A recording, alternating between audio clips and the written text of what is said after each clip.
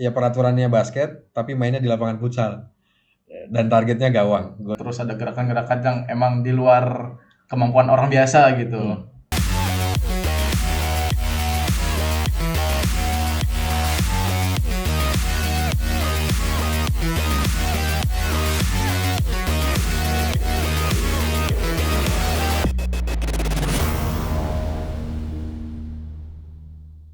Assalamualaikum warahmatullahi wabarakatuh.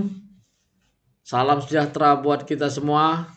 Tabik pun dan salam olahraga. Yeah. Pemirsa Koni Podcast Lampung, jumpa lagi kita.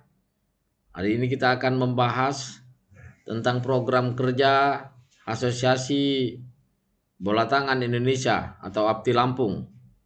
Dan sudah hadir di studio kedua narasumber yang memang berkompeten dalam hal ini. Dan saya akan langsung sapa dan perkenalkan kepada pemirsa. Pertama ada Bung Yopi Utomo Bakti. Terima kasih Bung Beri. Selaku Ketua Pengprov ya. Ya, benar. Apa kabarnya? Sehat, alhamdulillah. Sehat ya, segar ya. Dan juga ada Andrian Mardianto atau Andri, Iya, selaku atlet. ya, Ini atlet APTI Lampung ya. iya benar. Sehat? Alhamdulillah. sehat. Alhamdulillah sehat. Sehat. Puasa ya? Puasa. Bung Yopi, kita akan membahas tentang bagaimana program kerja APTI Lampung di tahun 2026. Ya.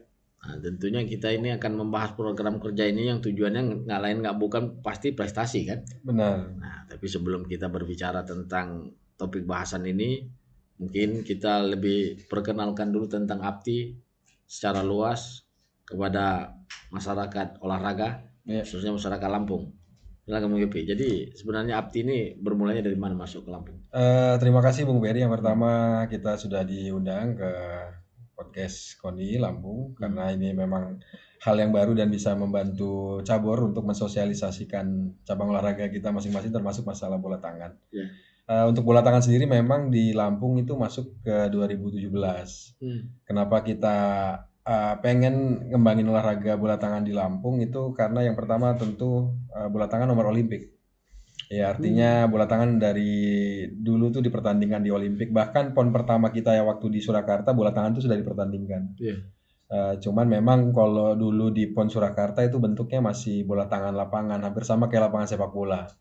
Kalau sekarang kan kondisinya memang mainnya di indoor. Sama dengan lapangan futsal, dia pakai gawang juga.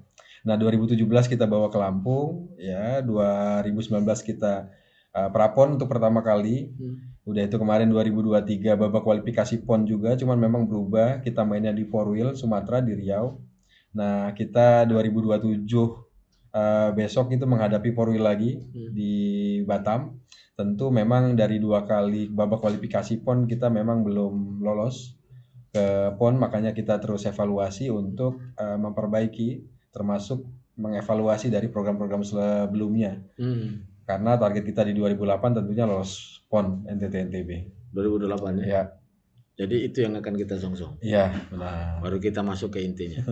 Jadi belajar dari pengalaman tadi disampaikan, berapa kali kita ikut babak kualifikasi atau BK PON, kita belum beruntung. Iya. Kalau biasanya kita menyebutnya sebagai Dewi Fortunanya belum datang ya. Tapi kan tidak kita mengharapkan ke hoki ya, tentu kan. Artinya memang harus terprogram nih. Nah, Bung Yopi sendiri sebagai ketua Pemprov, tapi di KONI juga kan sebagai Bimpres. Artinya ini ada langkah-langkah jitu yang harus memang dilakukan. Sehingga apa yang ingin kita capai dan kita targetkan ini benar-benar menghasilkan. Jadi kira-kira apa ini hal yang mendasar di program di 2026 ini? Tentunya memang dari 2 kali babak kualifikasi PON itu kita memang punya capaian. Yang pertama itu di 2019 itu memang kita mengenalkan terkait masalah perkembangan bola tangan. Udah itu di 2023 itu kita meningkat. Di 2019 itu kita masih pakai atlet yang punya basic bukan di bola tangan, justru malah dari cabang olahraga yang lain kayak basket. Makanya di 2023 tuh kita evaluasi dari 2019 alhamdulillah kita punya pelatih nasional yang menangani tim Lampung untuk menghadapi babak kualifikasi PON dengan tujuan teman-teman atlet itu mengenal secara mendasar terkait masalah peraturan permainan bola tangan. Baru di 2027 ini target kita lolos untuk 2028. Nah, untuk program sendiri memang sekarang kita udah mulai membangun Pemkap-Pemkot di Provinsi Lampung. Total sekarang ada 6, proses ke 7 Pemkot. Di 2026 ini juga kita menghadapi Porprov di bulan November. Memang ini sarana baru untuk kita bermain di Porprov karena memang atletnya sudah bukan atlet dari cabang olahraga lain lagi. Tentu kita butuh kompetisi selain kompetisi yang diadakan oleh Pemprov itu sendiri. Nah, di 2026 ini kita punya Porprov untuk menghadapi 2027. Pelatda juga sekarang kita terus berjalan bahkan dari bulan Agustus tahun 2025. Artinya mereka punya latihan gabungan tiap minggunya. Oh, sudah ada pelatda. Sudah berjalan walaupun kita masih mandiri. Artinya ada program TC-nya juga ya? Iya, ada program TC-nya juga. Ya, sekaligus peningkatan masalah sumber daya pelatih maupun wasit dengan kita bikin workshop. Ya, udah beberapa kali kita bikin workshop. Besok juga kita ada workshop tentang masalah permainan bola tangan ya untuk pelatih maupun guru olahraga yang ada di Provinsi Lampung. Baik. Seperti itu. Kalau sudah bisa membentuk atletnya Pemkap-Pemkot, artinya ini sudah cukup familiar ya? Iya. Di masalah olahraga kita iya. ya. Nah, ada kesulitan nggak dalam kita mencari atlet atau menciptakan bibit-bibit atlet? Sebenarnya yang jadi kesulitan itu masalah stigma karena ini olahraga tim, olahraga permainan. Iya. Biasanya orang berpikir ya karena orangnya banyak medalinya cuma satu, jadi agak kesulitan kita di situ. Itu ya. Ya dibanding dengan olahraga-olahraga individu tentunya. Cuman saya selalu menekankan untuk bola tangan dikembangkan di Lampung karena nomor Olimpik. Artinya sekarang secara peraturan aja nomor Olimpik itu selalu dipertandingkan di PON gitu. Ya. Makanya itu yang terus kita kembangkan. Sebenarnya kita lambat buat bangun Pemkap-Pemkot itu sebenarnya kita lambat. Cuman memang di Pemprov juga itu kita pengen nggak hanya sekedar berdiri Pemkap-Pemkotnya, tapi kita mau ada pembinaan tiap Pemkap-Pemkotnya. Betul. Makanya tujuan kita tuh di situ. Ya artinya sekarang udah ada beberapa kabupaten yang sirkuit kompetisinya jalan, alhamdulillah sudah ada. Artinya dari Pemkap-Pemkot yang terbentuk sekarang itu mereka mau melakukan pembinaan terus menerus karena itu yang ngebantu prestasi kita juga nanti di nasional. Seperti itu. Artinya memang target daripada program kerja kita itu terus pembinaan, sosialisasi, edukasi ya, sebagai edukasi dan juga bagaimana yang tujuan akhirnya yaitu pencapaian prestasi. Benar. Nah, itu yang memang. Jadi tapi kendala-kendala itu alhamdulillah bisa kita hadapi. Sejauh ini alhamdulillah terus kita atasi kendala-kendala yang kita hadapi memang karena kayak masalah workshop misalnya, kalaupun misalnya kita nggak bisa luring kita adakan secara daring.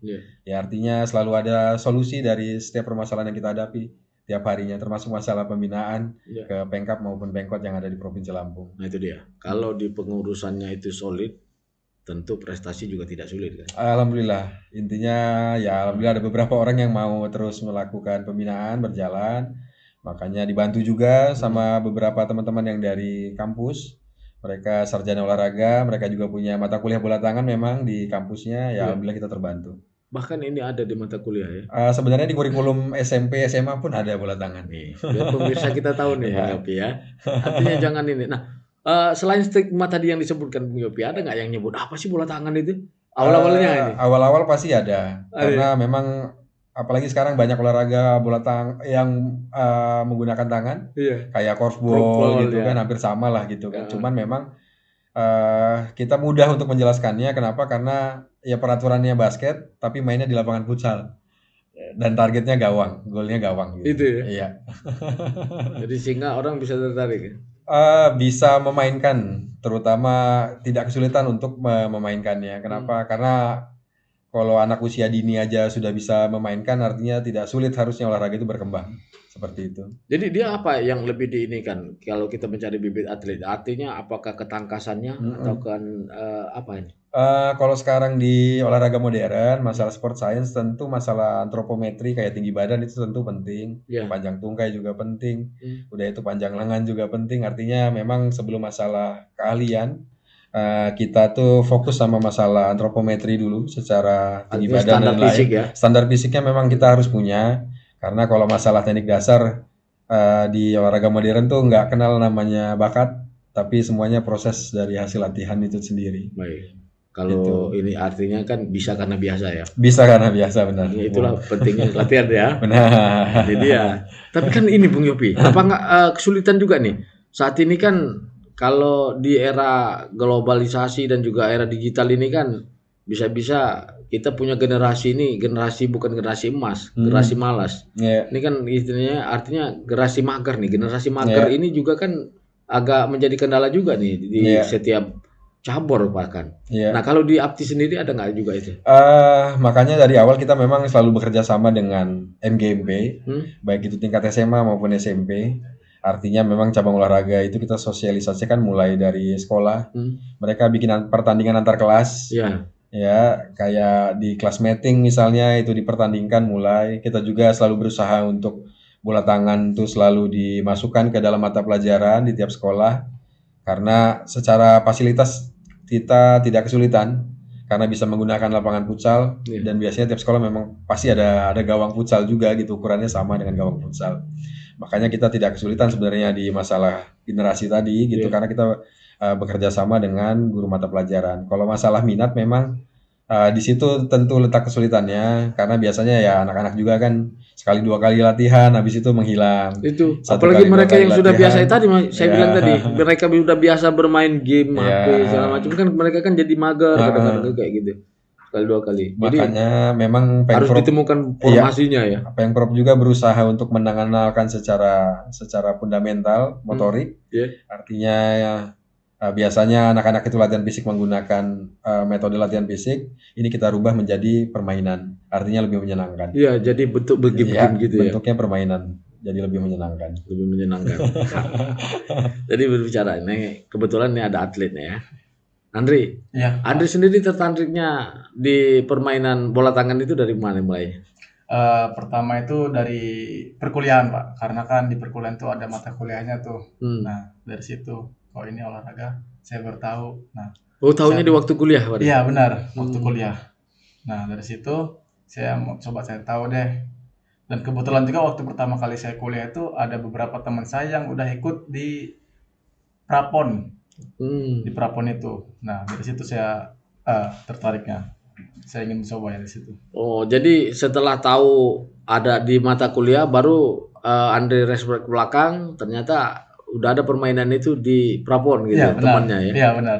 Semakin tertariknya di Iya, situ. semakin tertarik. Seberapa asik? Seru banget sih Pak kalau main handball itu ya. Terutama kan kalau handball tuh olahraganya menantang sih Pak. Banyak akrobatik juga di situ kayak ya kita bisa terbang terus ketika di atas itu kita bisa melayang gitu kan. Terus ada gerakan-gerakan yang emang di luar kemampuan orang biasa gitu. Kalau pelatihnya siapa aja? Untuk pelatih kami yang nasional itu ada Bang Omen namanya. Kalau untuk daerah ini ada si Zaki, ada Kadito, terus ada Kak Peri, ada Kak Cahyo. Iya. Asik juga mereka ya. Asik, Iya. orangnya asik. Karena ketuanya juga udah nyaran bagaimana kalian diajak supaya nyantai ya kan? Nyantai tapi dalam keadaan kita punya aktivitas yang bermanfaat kan. Karena tadi emang semua kesulitan Bung Yopi gara-gara itu kan itu tadi program latihan mereka kadang-kadang diminta seminggu 4 kali ngampun mereka. Padahal kan apalagi udah masuk TC kan harus lebih gencar lagi ya. Benar. Nah, jadi berbicara kembali saya dengan Bung Yopi, Bung, kalau untuk program kerja ini sendiri kan artinya tadi kita sampaikan bahwasanya program kerja ini tujuannya target yang ingin dicapai pasti prestasi kan. Benar. Nah, untuk mencapai prestasi ini sendiri kan perlu suatu event-event untuk evaluasi baik bagi atletnya maupun bagi pelatihnya. Nah, di dalam program kita di 2026 ini, adakah juga hal yang diatur untuk yang program event-eventnya? Iya. Baik lokal. Memang untuk mencapai sebuah prestasi tentu yang dibutuhkan masalah latihan sama pertandingan. Di 2026 ini pertandingan kita lebih masif dari tahun-tahun sebelumnya. Kalau sebelumnya kita punya kejurda, baik itu tingkat mahasiswa maupun pelajar, di 2026 ini kita punya sirkuit. Ya, artinya tadi saya sudah singgung di awal terkait masalah sirkuit. Kita mulai dari pertandingan antar kelas, udah itu di seri pertama, pertandingan antar sekolah, ya, dengan jarak sekolah yang tidak berjauhan. Udah itu ada seri kedua, pertandingan antar sekolah juga. Itu kalau di seri pertama itu biasanya satu grup berisi 4 tim, di seri kedua satu grup berisi 8 tim. Karena kita selalu pengen kalau sistemnya itu full kompetisi. Artinya jumlah pertandingan yang memang kita perbanyak gitu. Nah, di seri ketiga itu nanti kita ke Jurkot masing-masing tiap kota. Dari 16 tim itu mereka bermain di situ, baru nanti muara terakhirnya itu ke Jurda. Artinya kita pengen punya event itu bertingkat, berjenjang, memiliki arah, memiliki tujuan. Makanya di luar dari kejuaraan-kejuaraan yang diadakan antar kampus, kayak Unila punya kejuaraannya tiap tahun. Udah itu kayak kita di Muhammadiyah Kota Bumi juga punya kejuaraannya tiap tahun. Jadi semua itu kita jadikan satu di programnya Pengprov. Artinya kita menghindari untuk event itu bertabrakan, atau kita menghindari event-event itu tidak atas pengetahuan dari Pengprov Apti sendiri di Lampung. Iya, jadi mereka juga artinya benar-benar terarah ya. Iya. Ketika memang dari Pemkab yang mau ngadain, kita harus mensupport juga ya. Iya, dari kabupaten kota lainnya mensupport. Kabupaten ini melakukan sama ya. Iya. Baru nanti muaranya di Kejurda. Muaranya akhir di Kejurda. Gitu ya. Artinya sudah terprogram benar ya. Alhamdulillah 2026 itu sudah bisa kita program. Ya. Alhamdulillah, berarti bisa-bisa memang apa yang kita targetkan nanti bisa terwujud ya. Amin. Nah, balik lagi ke Andri, kalau bola tangan ini apa namanya bisa dibilang tadi kan asik nih. Iya. Sebenarnya berarti kalau udah asik itu udah nggak ada lagi nih kesulitan. Iya. Tapi pasti ada. Nah, di mana tuh kira-kira kesulitannya? Kalau kesulitan dari hal apa? Permainannya? Kalau untuk permainannya sih sejauh ini ya karena kami ini pengalamannya belum begitu banyak, ya untuk kesulitannya mungkin ya kayak di teknik untuk shooting on target, nah itu mungkin di situ sih kesulitan utamanya itu. Karena memang kalau di bola tangan sendiri itu agak unik pertandingannya Bung Peri. Iya, dia menggunakan resin dia. Jadi mainnya itu menggunakan lem. Jadi bolanya tuh biasanya selalu dilumuri sama resin, sama lem. Nah, itu makanya biasanya atlet ya. baru itu kesulitan di masalah resin itu. Ya itu karena bola tangan sendiri memang olahraga anaerobik, olahraga yang membutuhkan kecepatan. Jadi dia dibantu sama resin tuh biar aliran bola jauh lebih cepat. Karena bisa menggunakan hanya satu tangan, walaupun bola yang cowok biasanya lebih besar dari ukuran yang cewek. Nah, biasanya kesulitannya di situ. Atlet-atlet baru tuh ketika menggunakan resin, nah itu lumayan adaptasi gitu. Jadi itu harus satu tangan? Ya bisa satu tangan, bisa dua tangan. Bisa dua tangan? Ya, cuman selalu menggunakan lem. Mainnya ada lem khusus. Ada lem khusus? Ada lem khususnya. Seperti itu. Nah, kalau untuk poin-poinnya? Kalau poinnya hampir sama kayak futsal, ya 1 gol dihitung 1. Kalau basket kan ada 3 poin, dalam 1 tembakan. Kalau di bola tangan enggak. Jadi hanya kayak sepak bola 1 poin aja. 1 gol 1 poin. 1 gol 1 poin. Iya. Kalau di pertandingannya 1 gol 1 poin, kalau di program kita harus 1 golnya ya nggak? Medali. Ya. Prestasi. Muaranya ke sana insyaallah.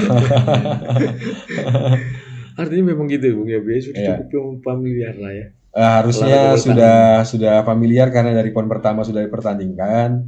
Cuman memang perkembangannya sedikit melambat di Indonesia, ada fase terputusnya ketika di PON. Nah, itu mungkin sedikit jadi kesulitan. Seperti itu. Baik. Cukup menarik obrolan. Jadi cukup dikenal lah olahraga bola tangan ini. Tapi sebelum kita mengakhiri obrolan ini, saya terlebih dahulu ada satu pertanyaan sekaligus mungkin yang nanti closing statement dari Bung Yopi dan juga Bung Andi. Bung Yopi, kalau untuk target kita di 2027 atau 2028 ya. Apa nih targetnya? Kalau target kita yang pertama lolos PON, memang sudah ditekankan sama teman-teman pengurus. Target kita di 2028 tuh lolos PON yang pertama. Ya kalau target di PON sendiri nanti memang kita sebenarnya sudah kita canangkan, tapi menurut kita masih terlalu awam untuk menyebutkan. Target awal ini yang pasti kita harus lolos PON di 2028. Belum berani menyebut untuk meraih medali? Kalau medali kita punya target tetap. Cuman sementara kita fokus dulu untuk lolos PON yang pertama. Kalau untuk target memang kita minimal ada di Perak. Walaupun memang kayak daerah-daerah di Jakarta, Jawa Barat, Jawa Timur yang selama ini mendominasi, Ya, cuman ya saya tekankan sama teman-teman Pengprov untuk fokus dulu untuk kita lolos PON yang pertama, baru nanti kita bicara masalah target di PON. Ya tentunya kita bantu dengan masalah program terutama pemanfaatan sport science dalam setiap programnya API di Lampung. Belum berani Mas. Kalau untuk Mas sendiri ya pasti kita realistis gitu kan. Untuk kayak DKI Jawa Barat kita nggak bisa. Ya artinya pembinaan mereka memang jauh lebih lama. Kayak Platda juga mereka jangka panjang. Kita masih Platda mandiri sejauh ini. Mungkin itu. Iya. Kalau Andri ada semangat? Untuk teman-teman ya Pak? Iya, bersama-sama semangat untuk raih medali. Iya Pak. Jadi ya untuk menyemangatin teman-teman ya Pak ya. Iya. Ya apa namanya ya kita ayo berjuang bareng-bareng buat handball Lampung ini untuk menuju ke PON 2028. Kalau kita mau tujuan yang tercapai kita harus berjuang bareng-bareng gitu sih Pak. Itu ya. Bung Yopi mungkin yang lebih spesifik lagi terkait dengan APTI Lampung untuk perkembangan di Lampung. Bagaimana support dari pemerintah tentunya atau stakeholder terkait, ada instansi maupun insan olahraga terkait, dan juga harapan kita kepada masyarakat olahraga Lampung. Ya tentunya memang di periode sekarang tuh kita alhamdulillah juga terkait masalah komunikasi terutama. Yang kita butuhkan memang kalau antara KONI sama cabur tuh pasti komunikasi awal. Kalau komunikasinya dibangun dengan baik ya tentunya kita bisa kasih masukan atau kita mendapat masukan mungkin dari KONI itu sendiri gitu. Makanya ya kita bersyukur sekarang secara komunikasi itu jauh lebih baik dari sebelum-sebelumnya. Seperti itu. Jadi modal komunikasi baik dulu lah ya. Iya. Dan itu artinya kita sudah selalu mendapatkan support, ada support ya. Benar. Baik. Seperti itu. Nah itu tadi pemirsa obrolan kita terkait dengan APTI Lampung yang saat ini sudah memprogramkan program kerja di 2026 ini untuk menggapai prestasi PON tentunya ya. Demikianlah bincang olahraga kita di podcast KONI Lampung. Wassalamualaikum warahmatullahi wabarakatuh. Salam olahraga. Jaya.